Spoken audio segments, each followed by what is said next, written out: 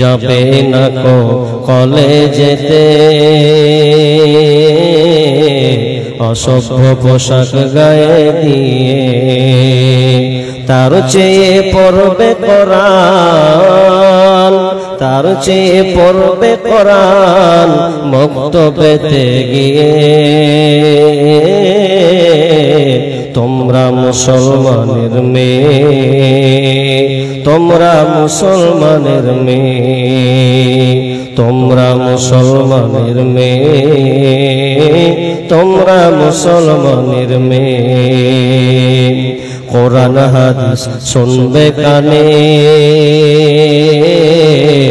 সেই মোতাবেক চলবে মেনে। কোরআন হাদিস শুনবে কানে, সেই মোতাবেক চলবে মেনে। অনেক ভালো থাকবে তুমি, অনেক ভালো থাকবে তুমি বেধর্মীদের চেয়ে। তোমরা মুসলমানের মেয়ে, তোমরা মুসলমানের মেয়ে। শ্বশুর বাড়ি যখন যাবে, কত অনাহারে রাত কাটাবে। শ্বশুর বাড়ি যখন যাবে, কত অনাহারে রাত কাটাবে।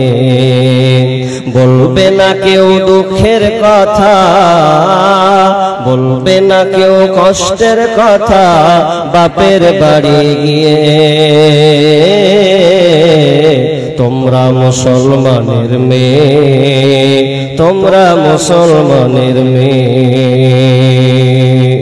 শাশুড়ি যখন বলবে কথা, নিও না তুমি মনে ব্যথা। শাশুড়ি যখন বলবে কথা, নিও না তুমি মনে ব্যথা। চুপচাপ তুমি থেকে যাবে, চুপচাপ তুমি থেকে যাবে জবাব নাহি দিয়ে। তোমরা মুসলমানের মেয়ে, তোমরা মুসলমানের মেয়ে, তোমরা মুসলমানের মেয়ে, তোমরা মুসলমানের মেয়ে। উপস্থিত সম্মানীয় সুযোগ্য আজকের এই জলসার স্বনামধন্য সভাপতি, মঞ্চ উপবিষ্ট ওলামায়ে কেরাম এবং দূরদূরান্ত থেকে আগত সম্মানীয় অতিথিবৃন্দ, আমার সম্মুখে বসে থাকা বিশেষ করে আজকের জন্য যাদের খাস করে দিনের আলোচনা, বাম দিকে রত ডান দিকে রত সম্মানিতা মা ও বোনেরা, প্রথমে সেই মহান মুনিবের দরবারে প্রশংসা করি যে আল্লাহ আমাদেরকে একটি মাদ্রাসা কেন্দ্রিক আয়োজিত মাহফিলে কোরআন ও হাদিসের আলোচনা শোনার যিনি আমাদেরকে সুযোগ করেছেন, সুযোগ করে দিয়েছেন, সে আল্লাহ সুবহানাহু ওয়া তাআলার শুকরিয়া আদায় করি, বলি আলহামদুলিল্লাহ। অতঃপর শান্তি বর্ষিত হোক সকল নবীদের উপর, বিশেষ করে আমাদের শেষ নবী জনাবে মুহাম্মদ রাসূলুল্লাহ, আমরা সকলে বলি সাল্লাল্লাহু আলাইহি ওয়াসাল্লাম। আমি আপনাদের সম্মুখে মহাগ্রন্থ আল কোরআন থেকে সূরা নিসা থেকে একটি আয়াত এবং নাসাই শরীফের হাদিস থেকে একটা হাদিস আপনাদের সামনে পড়েছি। এই আয়াত ও হাদিসকে সামনে রেখে আমি বিষয় আপনাদের সামনে বলার চেষ্টা রাখছি। আমার তৌফিক ইল্লাল্লাহ, আল্লাহ আমাকে চায়। তো আলোচনা করার পূর্বে আমি বলি মা বোনদেরকে, আপনারা চুপচাপ আলোচনাগুলোকে শোনার চেষ্টা করুন, কথা বলবেন না, নইলে আমার আলোচনা বুঝতে পারবেন না। আর সময় খুবই কম, কারণ আমার পরে আরেকজন যিনি শেখ পরিচিত আপনাদের, তিনি আছেন। আল্লাহ রাব্বুল আলামিন আমাদেরকে সৃষ্টি করেছেন নর এবং নারী। পৃথিবীকে আল্লাহ সাজিয়েছেন প্রজন্ম যে একটা তৈরি হবে, ধারাবাহিকতা ইতিহাস তৈরি হবে, এই জন্য আল্লাহ আমাদেরকে নারী এবং পুরুষ উভয় সৃষ্টি করেছেন। এক একজনের এক সাহারা, সঙ্গী সাথী, যা কোরআনে আল্লাহ বিভিন্ন আয়াতে বর্ণনা করেছেন। আমি আলোচনা লম্বা করব না বিধায় আমার প্রথম আয়াতকে বাদ দিয়ে আমি সেকেন্ড আয়াতটা আপনাদের সামনে তেলাওয়াত করেছি। নারীদের সম্মান যেমন দিয়েছেন, পাশাপাশি আল্লাহ গাইডলাইন পুরুষকে করেছেন। নারীরা কিভাবে থাকবে এ ব্যাপারে আল্লাহ রাব্বুল আলামিন এই সূরায় এই আয়াতে ইঙ্গিত করেছেন। বিসমিল্লাহির রহমানির রহিম। আর-রিজালু কাওয়ামুনা আলান নিসা বিমা ফাদ্দালাল্লাহু বা'দাহুম আলা বা'দিন وبما أنفقوا من أموالهم فالصالحات قانتات حافظات للغيب بما حفظ الله। রব্বুল আলামিন সূরা নিসার 34 নম্বর আয়াতে আল্লাহ রব্বুল আলামিন বলেন, আর-রিজালু কাওয়ামুনা আলান নিসা, হে নারীগণ, তোমাদের নেতা হলো তোমাদের পুরুষ, তোমাদের জন্য নেতা বানানো হয়েছে, তোমাদের কর্তৃত্ব থাকবে তোমার স্বামীর, অতএব তোমাদের নেতা হলো তোমাদের স্বামী। বিমা ফাদ্দালাল্লাহু বা'দাহুম আলা বা'দিন, এবং এক অপরের উপরে কর্তৃত্ব তিনি দিয়েছেন, মর্যাদা তিনি দিয়েছেন, তোমাদের উপরে তাদের মর্যাদা, তোমাদেরও মর্যাদা। তবে নারীকুল, তুমি একটা কথাই মাথায় রাখো, আল্লাহ রাব্বুল আলামিন তোমাদের দায়িত্বশীল কর্তা, কর্মকর্তা যিনি বানিয়েছেন তিনি হলো তোমাদের পুরুষ, তোমাদের স্বামী। অতএব তাদের কর্তৃত্ব তোমাদের উপরে চলবে। খবরদার, তোমরা উল্টা বিপক্ষ কোনো কাজ যেন তোমরা করো না। কেননা আল্লাহ রাব্বুল আলামিন তাদেরকে নেতা বানিয়েছেন। বিমা ফাদ্দালাল্লাহু বা'দাহুম আলা বা'দিন ওয়া বিমা আনফাকু মিন আমওয়ালিহিম, এবং পুরুষরা খরচা করবে তোমাদের উপরে, তোমরা তাদের খরচায় তোমরা সংসার চালাবে। পুরুষকে যেমন আল্লাহ নেতা বানিয়েছেন, যেমন দায়িত্ববান বানিয়েছেন তোমাদের উপরে, ঠিক তেমনি ভাবে তারা ইনকাম করে নিয়ে আসবে, আর তোমরা খরচা করবে। তোমাদের উপরে খরচা করার দায়িত্ব তোমাদের স্বামীর, ইনকাম করার দায়িত্ব তোমার স্বামীর, আর তোমরা সেগুলোকে সুন্দর করে তা তোমরা পরিচালনা করবে। পরিচালনা কারা করবে? আল্লাহ এখানে পুরুষের দায়িত্বের কথা বলতে গিয়ে ক্ষান্ত হলেন না, এরপরে তিনটি কথা আল্লাহ রাব্বুল আলামিন সেটিং করলেন। ফাসসালিহাতু কানিতাতুন হাফিজাতুন লিল গায়বি বিমা হাফিজাল্লাহ। তিনটি কথা বলেছেন মায়েরা আমার, বোনেরা আমার, ভালো করে কান দিয়ে শুনবেন। কথাগুলো কত দামি। যেমন তোমার স্বামী দায়িত্বশীল কর্তা, নেতা হিসাবে বানানো হয়েছে, বানানোর পাশাপাশি তোমাকে তিনটি কাজ তোমাকে গুছিয়ে নিতে হবে, তিনটি গুণান্বিত তোমাকে গুণ তোমার মধ্যে থাকতে হবে, তাহলে তোমার নেতা, তোমার স্বামী দায়িত্বটা ঠিকভাবে বহাল থাকবে।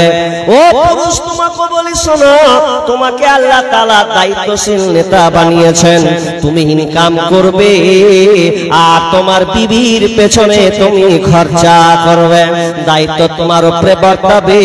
তুমি হচ্ছে সবচাইতে দায়িত্ববান। খবরদার স্বামীর উপরে স্ত্রীর উপরে চাপিয়ে দিও না, কারণ তুমি গার্জেন, তুমি বিবাহ করেছো, বিবির কি প্রয়োজন, কি কোনটা লাগবে, এগুলো সবই তোমাকে সবকিছু দেখভাল করতে হবে। কিন্তু বর্তমানে আজকে দেখা যায় দুইটা দিক বিপরীতমুখী হয়ে গেছে। মেয়েরা আবার বলছে না আমি বাড়িতে থাকবো না, আমারও কাজের প্রয়োজন আছে, বাড়িতে যা বের হওয়ার প্রয়োজন আছে। না না না, মা আয়েশা রাদিয়াল্লাহু তাআলা আনহা তিনি বর্ণনা করছেন আলাইকুন্না ফিল বাইতি ফাইন্নাহু জিহাদুন কুন। মা আয়েশা বর্ণনা করছেন মেয়েদের কাজ হলো তারা বাড়িগুলোকে, সংসারগুলোকে গোছাবে। যদি তারা বাড়ি দেখভাল করে, বাড়ির সংসার করার জন্য, দেখভাল করার জন্য, গোছানোর জন্য তাদের এটা কাজ, আর এই কাজটার সব হলো ফাইন্নাহু জিহাদুন কুন, তারা জিহাদের সমপরিমাণ সে নেকিটা, মর্যাদা তারা পাবে। এটা হলো মহিলার কাজ। কিন্তু আজকে বর্তমানে স্বামীর উপরে চড়াও হয় অনেক মেয়েরা। মেয়েরা মনে করে আমরাও দুটা ইনকাম করতে শিখেছি, আমরাও কর্তৃত্ব উপার্জন করব। না না না, এটা খবরদার তুমি যেন করতে যাও না, কারণ স্বামীর দায়িত্ব তোমার ঘরে নয়, বরং স্বামীর দায়িত্ব হয়েছে তোমাদের দায়িত্ব নেওয়ার। খবরদার তোমরা বিচলিত হয়ে যাও না, কোরআন সুন্নাহর বাইরে তোমাদের যাওয়ার কোনো পথ নাই। তবে আজকে পুরুষরা এত বদমাশের বদমাশ হয়েছে, অথচ সে জানে আমার দায়িত্ব হলো দেখভাল করার, দায়িত্ব হলো আমার স্বামীর যা, স্ত্রীর যা আমার প্রয়োজন আছে সব কিছু আমাকে দেখতে হবে। কিন্তু আপনাদের মালদা ডিস্ট্রিক্টের কেমন আছে জানি না, আমাদের মুর্শিদাবাদ এলাকার সবচাইতে শামসেরগঞ্জ এবং সুতি থানার মধ্যে মেয়েরা কত মেহনত করে, কষ্ট করে, বিড়ি বেঁধে সংসারটাকে চালায়। বেয়াদব স্বামী, বেয়াদব পুরুষ বিয়ে করার পরেও সংসারের দিকে নজর দেয় না, বিবির উপরে যেন চাপিয়ে দেয়। এটা করা যাবে না। বিবির উপরে নয়, আপনাকে ইনকাম করে বিবিকে খাওয়াতে হবে। কিন্তু উল্টা হয়ে গেছে, মেয়েরা দুটা বিড়ি বানতে হালাল হারামের ফতোয়া বাদ দেন। আমি যেটা বলছি দায়িত্বশীল কে? পুরুষ। এখন মেয়েকে বিড়ি বাঁধার ইনকামে অনেক পুরুষ খাচ্ছে। আমার নজরে অনেক প্রমাণ আছে, অনেক প্রমাণ আছে। দুইটা তিনটা ছেলে মেয়ে আছে, এরপর যেন হিজড়ার মতো সে খায় আর ঘুমায় আর মাতাব্বরি করে। বিবির ইনকামে সে খরচা করেন, বিবির ইনকাম করে 2000 1000 করে বিড়ি বাঁধেন, অতনি হারাম। তুমি কি জানতে না যে আল্লাহ রাসূল কি বলেছিলেন, ইয়া মাশারাস শাবাবি মান ইসতাতা মিনকুমুল বা ফালিয়াতাজাওয়াজ। হে যুবক দল, তুমি বিবাহ করবে তোমার ক্ষমতা থাকলে, যদি তোমার ক্ষমতা থাকে। ওয়াগাদুলিল বাসার ওয়াহসানুলিল ফারদ, এবং তোমার লজ্জা স্থানের হেফাজত করার জন্য নিম্নগামী হবে, তোমার লজ্জা স্থানের হেফাজত হবে। যদি তুমি বিয়ে করে নাও তাহলে তোমাকে ক্ষমতা প্রয়োগ থাকতে হবে, তুমি ইনকাম খাওয়াতে পারবে, সংসার গোছাতে পারবে, এরকম করে তোমাকে বিবাহ করতে হবে। কিন্তু বর্তমানে দেখা যায় অনেক সংসার আছে স্বামী ইনকাম করে না, বিবির উপরে চাপিয়ে দেয়। এটা কখনো করা যাবে না মায়েরা আমার।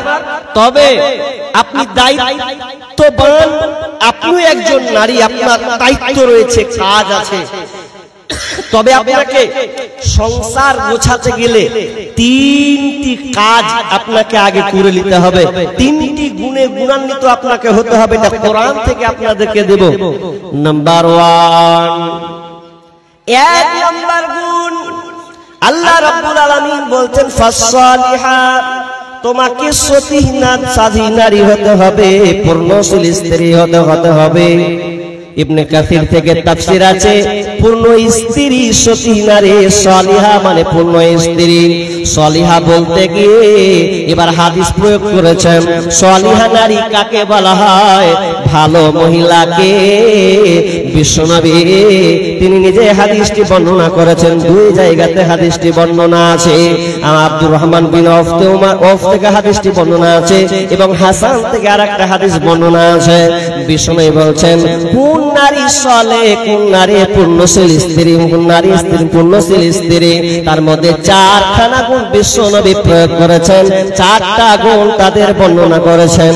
নাম্বার 1, ইদা সাল্লাত খামসাহা ওয়া সামাত সাহরাহা ওয়া হাসানাত ফারজাহা ওয়া আতাত বালাহা ফালতাদখুল মিন আই আবওয়াবিল জান্নাতি সাআত।